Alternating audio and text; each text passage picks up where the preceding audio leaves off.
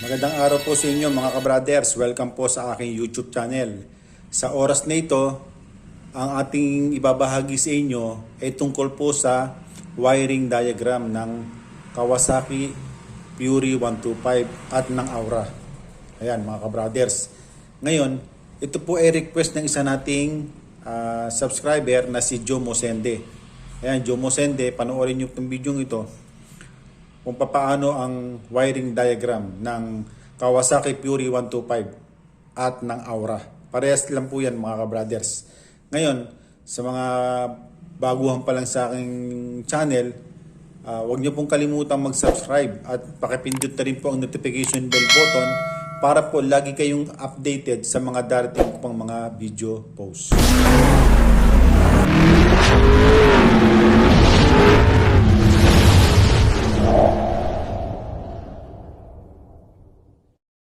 Simulan na po natin ang ating tutorial sa araw nito. Ang ating topic nga po, itong ating wiring diagram ng Kawasaki Fury 125 o ng Aura Nexus. Yan pong Aura Nexus at saka po itong Kawasaki Fury, halos parehas lang po siya ng electrical wirings. Ngayon po, kung mapapasin nyo po, meron na po ako ditong dinrawing na mga parts ng motor para hindi na po humaba ang oras at makabuo na tayo ng ating tutorial. Ngayon po, dito po meron po akong drawing dito na 8 parts ng motor. Ito nga po, itong number 1 yung battery, number 2 fuse, number 3 regulator, number 4 yung ignition switch, number 5 pulser, number 6 CDI unit, number 7, ignition coil, at ang pang-8, yung spark plug. Yan po yung bumubuo ng ignition system ng Kawasaki Fury 125 o ng Aura Nexus. Ngayon po mga ka-brothers, ang bawat parts ng 8 ito, meron po siyang mga wire na kailangan magka-connect sila para makapagpalabas sila ng kuryente dito sa spark plug. Ngayon, simulan natin dito sa number 1, itong battery. Meron po siyang 2 wire na nakakonect. Itong isang wire, yung BKY, ibig sabihin ng BKY, black na may step na yellow, yan po yung wire na nakakonect sa kanya. Dito naman po sa positive, yung W, ibig sabihin ng W, yung pong white. Yan po nakakonect sa ating positive ng battery. Ngayon po, yung regulator natin, meron po siyang 4 na wire. Yung pong 2 hindi na po kasama sa ating ignition system. Yung po yung kasama sa charging system. Ito pong 2 lang pong kailangan natin. Itong W na white at saka ito pong isang wire na BK na may Y. Sabihin ng BKY, yan po yung black na may stripe na yellow. Yan po. Ngayon, dito po sa isa nating parts, itong pulser, meron po siyang isang wire. Yan po yung BLY. Sabihin ng BLY, blue na may stripe na yellow. Dito naman po sa isa natin, yung sa CDI, meron po siyang 4 na wire na kailangan natin. Ito nga po yung BR, sabihin ng BR, kulay brown. Itong BLY, yung blue na may stripe na yellow. Ito pa pong isang wire na BKY, yung black na may stripe na yellow, at isa pa pong kulay red. Yan po yung ating color coding ng mga wire dito sa mga ito. At ito pa pong isa, yung ignition coil, meron pong isang wire na nakakonect, yung letter R, yung pong red. Yan po. Yan po ang mga wire na nakakonect sa bawat piyesa ng ating motor. Ngayon, ang gagawin natin ngayon, gagawa po tayo ng diagram kung paano po magkakonek ang bawat isa. Ayan mga ka-brothers. Ngayon, sisimulan po natin dito sa battery. Itong negative niya, tatandaan niyo po, yung negative niya, automatic po siya, naka-body ground po yung negative niya. Tapos meron pong isang wire na kailangan magkaroon ng trouble sa wire. Dito po magko-connect sa regulator. Ayan, connect na po natin mga ka-brothers.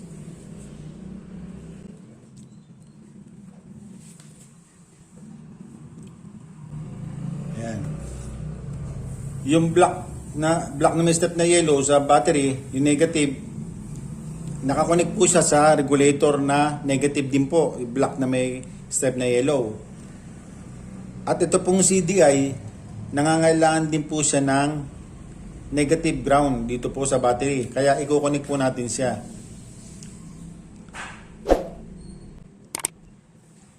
Yan. Diyan po nakakonect yung negative ground ng ating BKW pala dapat din. Nagkamali po tayo mga brothers, hindi pala dito nakakonect yun.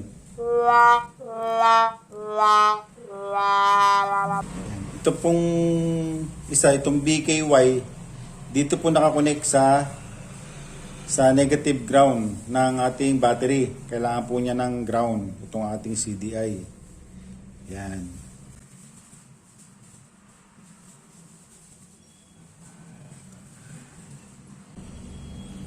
Ngayon po, ang susunod natin, itong ating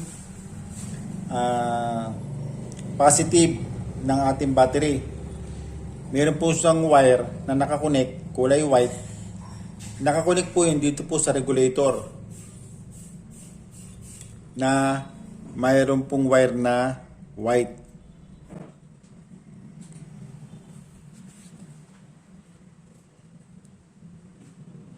Yan po mga ka-brothers, nakakonect na po yung battery natin at saka regulator, meron na po siyang koneksyon.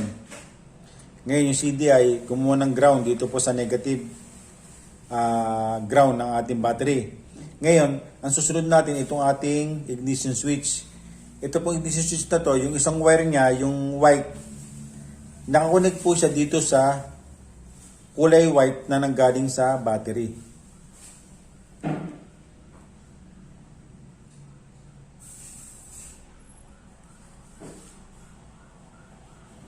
Yan po.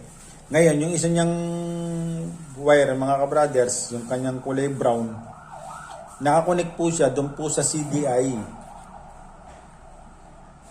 Yan po.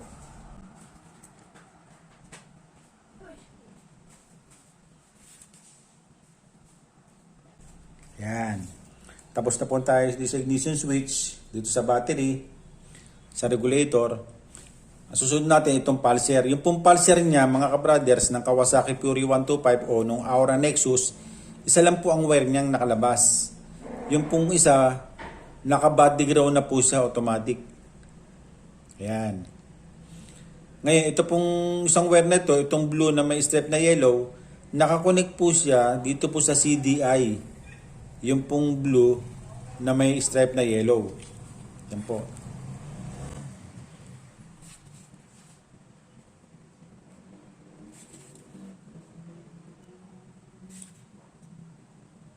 Yan. Ngayon po, ang susunod natin, itong natitirang isang wire ng CDI. Yung kanyang kulay red na wire. Nakakonect po naman po yan dito po sa ignition coil.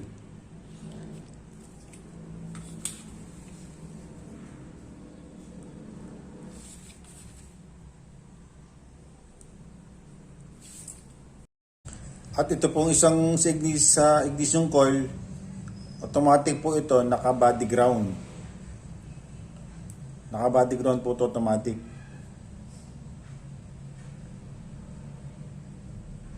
Yan. Naka-body ground siya. Ganyan lang po kasimple ang wiring diagram ng Kawasaki Fury 125 o ng Aura Nexus. Ayan mga ka-brothers. Dito po, sana po may natutunan po kayo dito sa ating bidyong ipinalabas sa oras na ito.